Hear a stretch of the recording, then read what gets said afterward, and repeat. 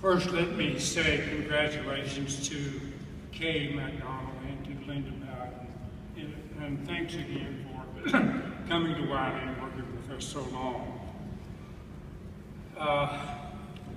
It's a privilege and an honor for me to present Rayburn Landers for induction into the Wylie Hall of Honor.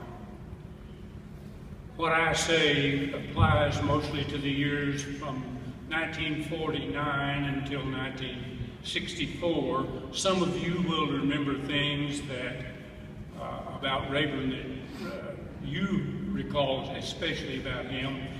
These are my memories of him. He was our teacher, American and world history. He was our coach. He was our principal and our school superintendent. Bud and I came to work for Rayburn and the Wylie School in 1959 at the same time. Rayburn coached all the boys' sports for several years and perhaps some of the girls' sports too, but I think that his favorite sport was football, and he had some excellent teams, some teams that won district championships, and some excellent players. And I know this is a risk when you start naming names, but I remember Bill Ballard, Ray Bertrand, Joe Rex Shuley, T.R. Bach, and a fellow named Ernest Park, who played professional football, and all of them played high school football here while Rayburn was coaching. Rayburn Landers was a big man.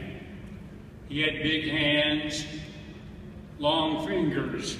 He did this little trick with coins. He'd take 3 quarters in his hand and roll that middle coin out and around on the other side, over and over again with one hand. Never did drop them. Always fascinated me and a bunch of guys like me. He was also famous for what we called his 4-finger thump. Now, a few of you might remember those old study halls after lunch on warm summer afternoon, when we'd kind of get drowsy and want to doze off. Rayburn was keeping the study hall, and he would wait until you kind of dozed off. He'd move around to the back of the room and then ease up behind you and apply the 4-finger thump to the side of your noggin. And it didn't hurt, but it got your attention.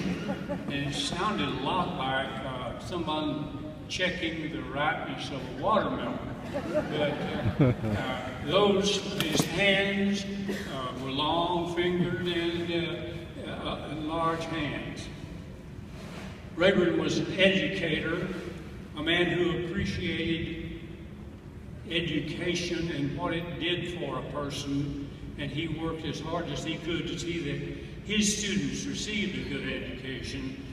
And he was also a man of the land. In the late 1950s and early 1960s, he had a nice herd of Black Angus cattle that he was so proud of. And so if he was here today, he'd be looking out at those clouds out there, hoping that it rained on West Texas again. A few years ago, a man named Tom Brokaw, the NBC newsman, wrote a book called The Greatest Generation.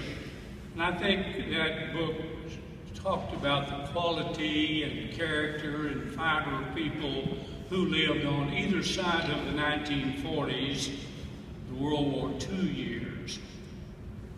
And Rayburn Landers is a prime example of the members of that greatest generation.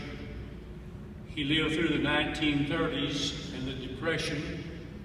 He knew what it was to work hard. He knew what hard times were. In the 1940s, he served in the United States Army Air Force.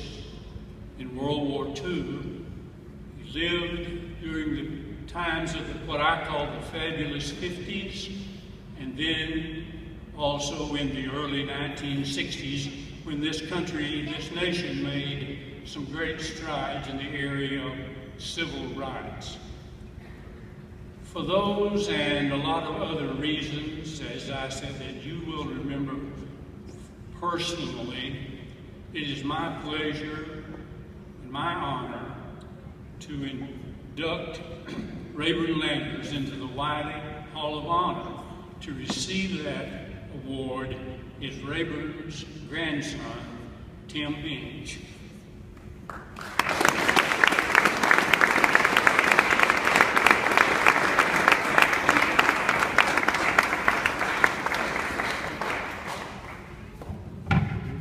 Remarkably sharp for a guy. He is. Thank you so much. As Mr. Wisenhut mentioned, my name is Tim Bench. This is a beautiful award. Thank you so much. This will be treasured by the family for years to come. Today, as we celebrate the life and legacy of Rayburn Landers, first I want to mention what an honor this is again for the family. Several family members have come today to Abilene and made the trip. I want to mention them very quickly. Mr. Donnie Landers from Clyde is here. Billy Landers from Missouri City. These are nephews of Rayburn. Dawn Moore-Trammell from Abilene. And this is my mother, Patricia Landers Bench. She is Rayburn's daughter and my mother. So again, thank all of you very much. Many of you here know Mrs. Betty Jo Hines. I know that she is in many circles the face of Wylie athletics and the Wylie Independent School District. She regretted very much that she could not be here today as well. She had a previous engagement with her grandchildren, which was mentioned earlier, but we very much love her and appreciate her as a family member. I want to make a special acknowledgement here to Mr. Stanley Wisenhut. He has been a lifelong friend to our family. We love him dearly. My mom has known him her entire life. He was friends with both of my grandparents for many, many years, and he has been a very special part of our life for many decades now. Stanley, after Rayburn's death in 1964, would follow Rayburn in a leadership role with the Wylie ISD throughout the 60s and 70s into the 80s when the Wylie ISD was experiencing such exponential growth. My grandfather served at Wylie over a period of nearly a quarter of a century in multiple roles. As has been discussed, he was a teacher, a coach, he was a principal, and finally a superintendent of schools until his death in 1964. One of the amazing things about Rayburn, I'm 47 years old, and I never knew my grandfather. He died before I was born. My entire life, I cannot count the number of times that I have met people who have told me, oh, I knew your granddad. I played football for your granddad. He was such a special man. He was such a wonderful man. And that's really always touched me and impressed me, the number of lives that he affected and the number of people who thought so highly of Rayburn and also my grandmother, Maxine.